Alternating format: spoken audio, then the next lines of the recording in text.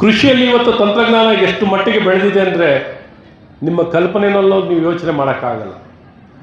ಯಾವ ರೀತಿ ಇಡೀ ನಮ್ಮ ಸ್ಯಾಟಲೈಟಿನ ಮೂಲಕ ಹವಾಮಾನ ಮತ್ತು ಭೂಮಿಯ ಏನು ಒಂದು ವಾಸ್ತವಾಂಶ, ಭೂಮಿಯ ಪರಿಸ್ಥಿತಿ ಎಲ್ಲ ಒಳಗೊಂಡಂತೆ ಆರ್ಟಿಫಿಷಿಯಲ್ ಇಂಟೆಲಿಜೆನ್ಸ್ನ ಬಳಕೆಯನ್ನು ಮಾಡಿಕೊಂಡು ಇವತ್ತು ಎಲ್ಲಿಂದ ಯಾರು ಬೇಕಾದ್ರೂ ಕೃಷಿ ಮಾಡ್ಬೋದು.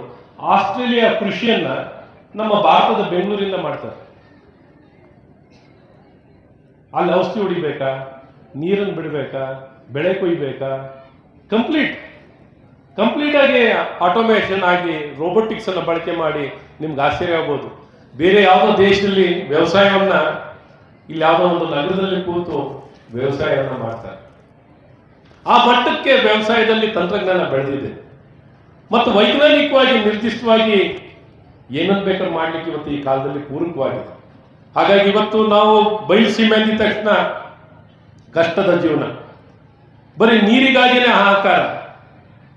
ಇವತ್ತು ನೀರು ಸಿಗಬೇಕು ಕುಡಿಯೋಕ್ಕೆ, 365 ದಿನವೂ ನಮಗೆ ಬದುಕಲಿಕ್ಕೆ ಕುಡಿಯುವಂಥ ನೀರಿನ ವ್ಯವಸ್ಥೆ, ಗುಣಮಟ್ಟದ ನೀರನ್ನು ಒದಗಿಸೋದೇ ಒಂದು ದೊಡ್ಡ ಸವಾಲು. ನಿಜವಾದ ನಾವು ಆರೋಗ್ಯವನ್ನು ಪಡಿಬೇಕು ಅಂದ್ರೆ, ಆರೋಗ್ಯಕರವಾದಂಥ ನೀರನ್ನೇ ಒದಗಿಸ್ಲಿಕ್ಕೆ ನಾವು ಕೊರತೆ ಇದ್ರೆ ಅದು ಕುಡಿಲಿಕ್ಕೆ ಸರಿ ಸಾಧ್ಯವಿಲ್ಲ, ಅದು ಪೋರ್ಟೇಬಲ್ ಅಲ್ಲ. ನೀರನ್ನೇ ಕಲುಷಿತವಾಗಿ ನೀರಿನ ಗುಣಮಟ್ಟವೇ ಚೆನ್ನಾಗಿರಲ್ಲ.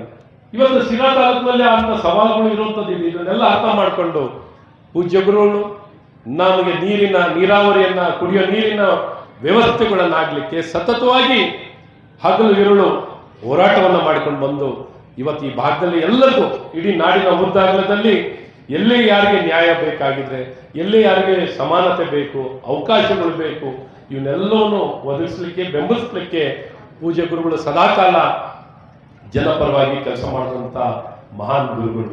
ಬರೀ ಧಾರ್ಮಿಕವಾಗಿಯೂ ಆಧ್ಯಾತ್ಮಿಕವಾಗಿ ಸೀಮಿತವಾಗಿಲ್ಲ, ಶೈಕ್ಷಣಿಕವಾಗಿ, ಸಾಮಾಜಿಕವಾಗಿಯೂ, ರಾಜಕೀಯವಾಗಿಯೂ, ಆರ್ಥಿಕ ಎಲ್ಲ ವಿಚಾರಗಳನ್ನು ಒಳಗೊಂಡಂತೆ ಸಮಾಜಕ್ಕೆ ಏನು ಮಾಡಿದ್ರೆ ಒಳ್ಳೆಯದು ಅಂತ ಸದಾಕಾಲ ಎಲ್ಲ ಇಡೀ ನಾಡಿನ ಉದ್ದ ಅಗಲದಲ್ಲಿ ಎಲ್ಲ ಕಡೆನೂ ಪ್ರವಾಸವನ್ನು ಮಾಡಿ ನಿಷ್ಠೂರವಾದಿಗಳಾಗಿ ಏನೇ ಇರಲಿ ಸತ್ಯ ಏನು ಹೇಳ್ಬೇಕಾಗಿದೆ ಹೇಳೇ ತೀರೋದು.